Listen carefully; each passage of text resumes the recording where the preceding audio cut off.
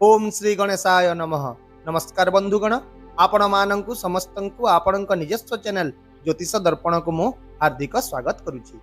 आसंतु जानिबा कोन कहूछि आज आपणक राशि आपणक दिन। तेबे चालंतु वीडियोटी आरंभ करिबा आजिर सुविचार सहित। बंधुगण, जदि आपण जिनिस गुडी को सकारात्मक दृष्टिकोण रु देखिबे तेबे जीवनर प्रत्येक मुहूर्त आनंदमय होई जिवो। सेहिटा मानसिक चाप हेउ किंबा सुख। केतेक समय रे प्रकृति आमको जानी कष्टकर परिस्थिति रे पकाई दे थाए, जहा द्वारा आमे सेमानंकर प्रकृत चेहरा देखि थाओ, जहा उपरे आमे अंधभाव रे विश्वास करिथिलु। एबे आसंतु जानिबा आजिर पंचांग।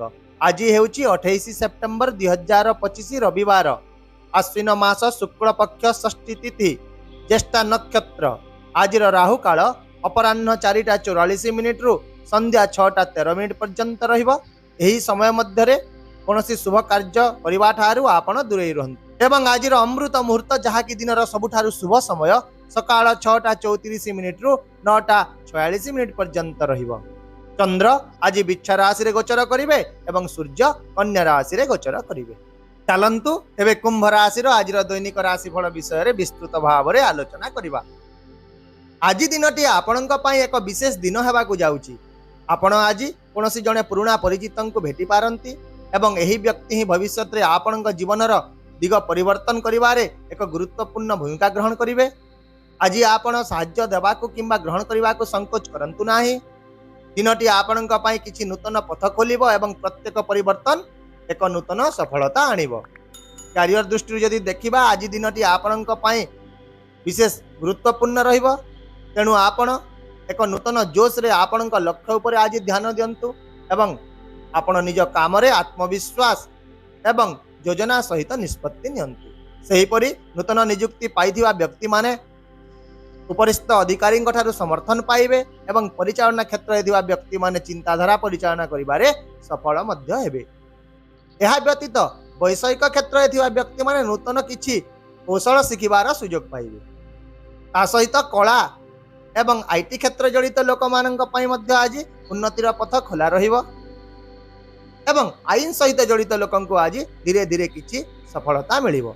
सेहीपरि व्यवसाय रे आज निजर प्रतिद्वंदी माने मध्य आपणक पई सहायक होई पारंती। दिनटी प्रियजन एवं सहकर्मी सहित भल संपर्क गढ़िबार आपणक किछि सुयोग प्रदान करिबो। आपणक दयालु कथा लोक माननकु खुशी करिबो एवं आपणक पई किछि नूतन सुयोग मध्य खोलिबाकू जाउची। आर्थिक दृष्टिकोण व्यवसाय रे लाभ हेबार बहुत संभावना रही। व्यावसायिक सफलता एक प्लस पॉइंट हेबो एवं संपत्ति निवेश रे आज बहुत लाभदायक रहिबो। एहा छडा आज एक बड़ क्रय किंबा विक्रय हेबार मध्य संभावना रही। तथापि आज आपण कोनोसी बड़ निवेश को एड़ाइबा को चेष्टा करंतु, कारण क्षतिर मध्य आशंका रही। मुख्यतः आज आपण आर्थिक चिंतार विरति नियंतु एवं आध्यात्मिक प्रतिफलन पाए किछि समय बाहर करंतु। यह सहित दीर्घ समय धरी पड़ी रही कार्यगुड़िक समाप्त होवार संभावना रही। आपण टंका पुनरुद्धार करी आपणक आर्थिक स्थिति को मध्य आज सुदृढ़ करिवे। यह व्यतीत आज आपणकर शत्रु माने आपणक सहित बंधु परि व्यवहार करि पारंती। नूतन बंधुता किंबा सकारात्मक संपर्क आज आपणक आत्मविश्वास एवं दक्षता को वृद्धि करिवो। बंधु किंबा प्रियजनक सहित समय बिताइबार सुयोग रही। मन रखंतु, स्वप्न केवल स्वप्न देखिबा द्वारा पूर्ण हुए नाही। एथिपाई कठिन परिश्रम करने को पड़ी थाए एवं आज आपण निजर कठिन परिश्रम पूर्ण 100% फल पाइबा को जाउछन। स्वास्थ्य दृष्टि जदि देखिबा आज मुंडबिंधा किंबा निद्रार व्याघात आपण को किछि हैरान करि पारे। आपण मानसिक भाव रे किछिटा क्लांत मध्य अनुभव करिवे। तेणु आपण को आज विशेष भाव रे योग ध्यान एवं संतुलित खाद्य ही आराम प्रदान करिवो। हर्बाल चा एवं पर्याप्त पानी आपणक स्वास्थ्य रे उन्नति आनिबो एवं आज आपण निजर दैनंदिन जीवन शैली संयम यदि बजाय रखिबे तेबे एहा आपणक पई अत्यंत लाभदायक हेबो। सेहीपरि पारिवारिक जीवन रे आज आपणक निज परिवार रो पूर्ण समर्थन मिलिबो। आपणकर संयम स्वर आपणक पारिवारिक जीवन रे आपणकर ही सबुठारु बड़ अस्त्र हेबो एवं परिवार सहित समय बिताइबा आपणको विशेष भाव रे शांति प्रदान करिबो। आज आपणक जीवन साथी किंबा निकटतम कौनसी साथी आपणक यात्रा रे आपणक सहित रही पारंती।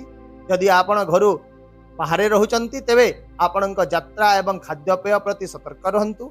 ଏହା ବ୍ୟତୀତ ଆଜି ଆପଣ କୌଣସି ଏକ ଧାର୍ମିକ କିମ୍ବା ସାମାଜିକ କାର୍ଯ୍ୟକ୍ରମରେ ଅଂଶଗ୍ରହଣ କରିପାରନ୍ତି ଏବଂ ଆଜି ଆପଣଙ୍କ ପାଖରେ ଅତୀତର ଭୁଲରୁ ଶିଖିବାର କିଛି ସୁଯୋଗ ମଧ୍ୟ ରହିବ। ତା ସହିତ ଅନ୍ୟମାନଙ୍କ ପରାମର୍ଶ ପ୍ରତି ଧ୍ୟାନ ଦେବା ଆପଣଙ୍କ ପାଇଁ ଅତ୍ୟନ୍ତ ଲାଭଦାୟକ ହେବ। ସେହିପରି ଆପଣଙ୍କ ପ୍ରେମ ସମ୍ପର୍କରେ କିଛି ଦୂରତା ସୃଷ୍ଟି ହୋଇପାରେ, ତଥାପି ଆପଣଙ୍କର ଉତ୍ସାହ ଏବଂ ସତ୍ୟତା ଗୁଣ ଏହାକୁ ମଜବୁତ କରିବ। ଆପଣଙ୍କ ସମ୍ପର୍କରେ ସଚ୍ଚୋଟତା ଏବଂ ସ୍ନେହ ପ୍ରକାଶ ପାଇବ। ଏହାଛଡ଼ା ଯଦି ଆପଣ ଲଭ୍ ଇନ୍ ରିଲେସନରେ ରହିଛନ୍ତି, ତେବେ ଆପଣ ନିଜ ପାର୍ଟନରଙ୍କ ଠାରୁ କୌଣସି ଏକ ଆଶ୍ଚର୍ଯ୍ୟଜନକ ଖବର ପାଇପାରନ୍ତି, ଯାହା ଆପଣଙ୍କର ସମ୍ପର୍କକୁ ଆହୁରି ନୂତନ ଉଚ୍ଚତାକୁ ନେଇଯିବ। ସେହିପରି ଯଦି ଆପଣ ବିବାହିତ ଅଟନ୍ତି, ତେବେ ଆଜି ଜୀବନସାଥୀଙ୍କ ସହିତ ଆପଣଙ୍କର ସମ୍ପର୍କ ଭଲ ରହିବ। ତଥାପି ଆପଣ କୌଣସି କାମର ବ୍ୟସ୍ତତା ଯୋଗୁଁ ଜୀବନସାଥୀଙ୍କୁ ଭୁଲନ୍ତୁ ନାହିଁ। ତାଙ୍କୁ ସମୟ ଦିଅନ୍ତୁ ଏବଂ ତା ସହିତ ଆଜି ତାଙ୍କୁ ଆପଣ ପ୍ରେମର ଏକ ଉପହାର ଦିଅନ୍ତୁ, ଯାହା ଆପଣଙ୍କ ସମ୍ପର୍କରେ ପାରସ୍ପରିକ ବିଶ୍ୱାସ ଏବଂ ଘନିଷ୍ଠତାକୁ ଆହୁରି ଗଭୀର କରିବ। ତାହେଲେ ବନ୍ଧୁଗଣ, ଆପଣଙ୍କ ପାଇଁ ଆଜିର ବିଶେଷ ପ୍ରତିକାର ହେଉଛି ଆଜି ଆପଣ ସକାଳୁ ଶୀଘ୍ର ଉଠି ସ୍ନାନ କରନ୍ତୁ, ପୂଜା କରନ୍ତୁ ଏବଂ ମା ଦୁର୍ଗାଙ୍କୁ ହାଲୱା ଅର୍ପଣ କରନ୍ତୁ। ଏହି ପ୍ରତିକାର ଆପଣଙ୍କର ଦିନକୁ ଶୁଭ ଏବଂ ଆଶୀର୍ବାଦ ପୂର୍ଣ୍ଣ ରଖିବ। ଆଶା କରୁଛି ଭିଡ଼ିଓଟିକୁ ଆପଣ ସକାରାତ୍ମକ ଚିନ୍ତାଧାରା ସହିତ ଗ୍ରହଣ କରିବେ ଏବଂ ଆପଣଙ୍କର ଦିନକୁ ଆହୁରି ସୁନ୍ଦର କରିବେ। ଯଦି ଆପଣଙ୍କୁ ଆମର ଏହି ଭିଡ଼ିଓଟି ପସନ୍ଦ ଆସିଲା, ତେବେ ଦୟାକରି ଭିଡ଼ିଓଟିକୁ ହାଇପ୍ କରନ୍ତୁ, ସେୟାର କରନ୍ତୁ ଏବଂ ଆପଣଙ୍କର ମୂଲ୍ୟବାନ ମତାମତ କମେଣ୍ଟ ବକ୍ସରେ ନିଶ୍ଚିତ ଭାବରେ ଜଣାନ୍ତୁ। ତା ସହିତ ଆମ ଚ୍ୟାନେଲକୁ ସବସ୍କ୍ରାଇବ୍ କରିବାକୁ ମଧ୍ୟ ଭୁଲନ୍ତୁ ନାହିଁ, କାରଣ ପ୍ରତ୍ୟେକ ଦିନ ଆମେ ଆପଣଙ୍କ ପାଇଁ ଆଣିଥାଉ ସଠିକ୍, ସହଜ ଏବଂ ନିର୍ଭରଯୋଗ୍ୟ ରାଶିଫଳ। ତେବେ ଆସନ୍ତାକାଲି ପୁଣି ଦେଖା ହେବା ଆଉ ଏକ ନୂତନ ରାଶିଫଳ ଭିଡ଼ିଓ ସହିତ। ସେ ପର୍ଯ୍ୟନ୍ତ ବିଦାୟ ଦିଅନ୍ତୁ। ନମସ୍କାର। ଜୟ ଜଗନ୍ନାଥ।